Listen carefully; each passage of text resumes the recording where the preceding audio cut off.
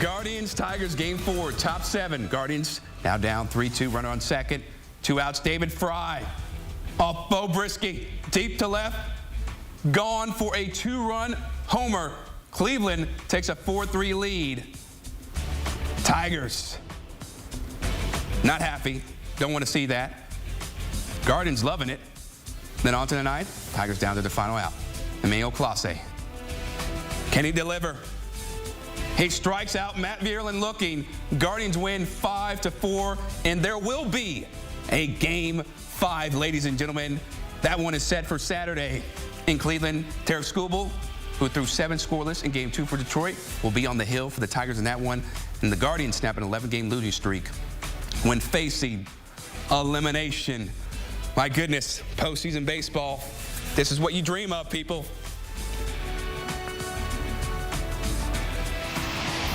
Time now to welcome in CBS Sports MLB insider Jim Bowden. And Jim, with their backs against the wall, the Guardians win the game they had to have. David Fry delivers the go-ahead 2-run shot in the 7th. Also had that squeezed bunt that was great to see in the 9th. Lays down that, and now they're going back to Cleveland with a chance to win this series. So what did you make of how Cleveland responded on Thursday night? Yeah, I mean, it was just another one-run matchup they were getting used to, right? I mean, a battle of the bullpen, a battle of the benches. That's what this game was. And we saw Stephen Vogt, the manager of the Guardians, A.J. Hinch of the Tigers. They kept mixing and matching. It was a game of chess once again. I never remember a postseason series that was more about the bullpens and the bench than the starting players. But that's exactly what this series has been all about. But this was a back-and-forth game. It was exciting. You know, I think when you look back at that 5th inning, Jose Ramirez pulls the home run to left field to put the Guardians up 2-1. And then in the bottom of the 5th, Zach McKinstry goes, no, wait a minute, I'm going to tie it. And he homers to left field the other way for him as a left-handed hitter. That tied the game up at 2-2. But then I love the fact that, you know what, we're going to pinch hit Wenzel Perez. So A.J. Hinch puts him at the plate. He gets a pinch hit base hit. That makes it 3-2. And then Stephen Vogt says, no, wait a minute. If you're going to pinch hit Perez, I'm going to pinch hit David Fry. And boom, he hits the 2-run homer to put them ahead. And then, of course, they got an insurance run. And then, as you mentioned, an unbelievable safety squeeze there to get that extra run by Fry. So he hits the homer, he gets the bunt. But, look, it's a story of the bullpens. And who had the best reliever in this game? Emmanuel Clase. And, look, Stephen Vogt said, I'm going to get a 5-out save out of him. He only did it once in the regular season, but if we don't win this, it's elimination game. We have to do it.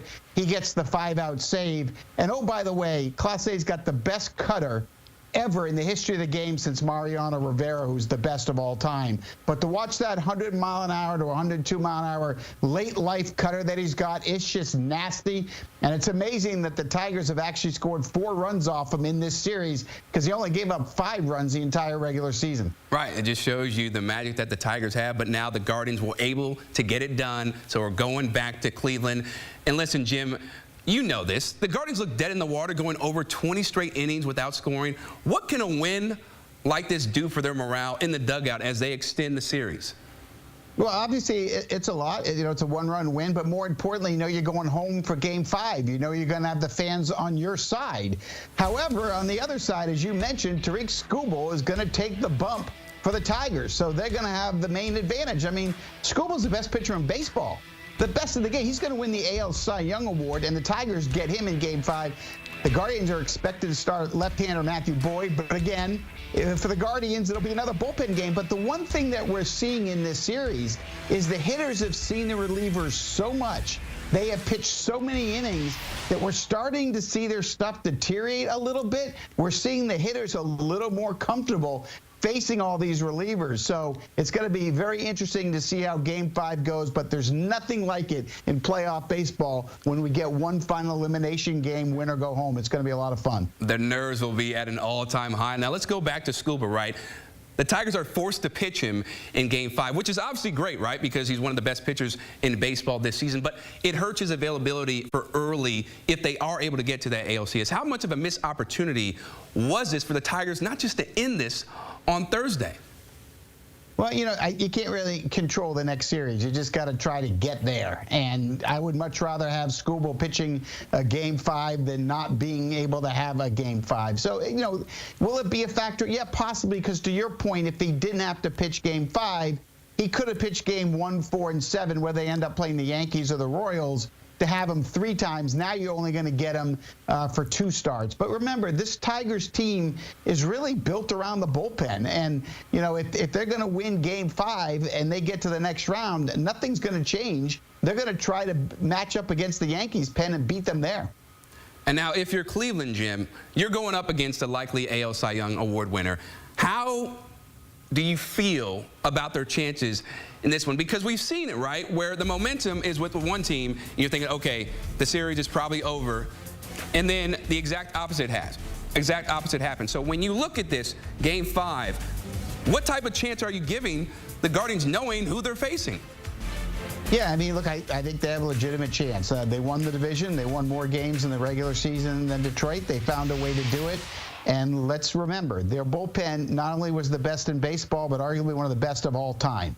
And so, you know, we can talk about how good Skubal is going to be for 6 or 7 innings. We can also talk about how good the Guardians' bullpen has been the last 4 or 5 innings of each game. We saw the 1-run game tonight. I'm expecting the same in Game 5. I think the Guardians are going to feed off the energy of the fans and the crowd that's going to be on their side in Cleveland. It's going to be a lot of noise. And remember, the Guardians have a little bit more experience than the Detroit Tigers do. Guys like Jose Ramirez have been here, done that in big games, and Ramirez got out of that slump that he's been in this postseason with that big home run. So I think we're in for another 1-run game that's going to be a lot of fun. Yeah, Ramirez was 1 for 11 in this series before that crucial homer. Jim Bowden, we always appreciate the time. Can't wait for Game 5. Thanks, Chris. And, you know, there's good reason why the Guardians have a challenge ahead of them, because Skubal, Game 1 at Houston, 6 innings, 4 hits, 0 earned runs. Game 2 at Detroit, 7 innings, just gave up 3 hits. Again, no earned runs, 8 strikeouts, 0 walks. So he's on the mound for the do or die Game 5. Got to bring the best stuff, my friend.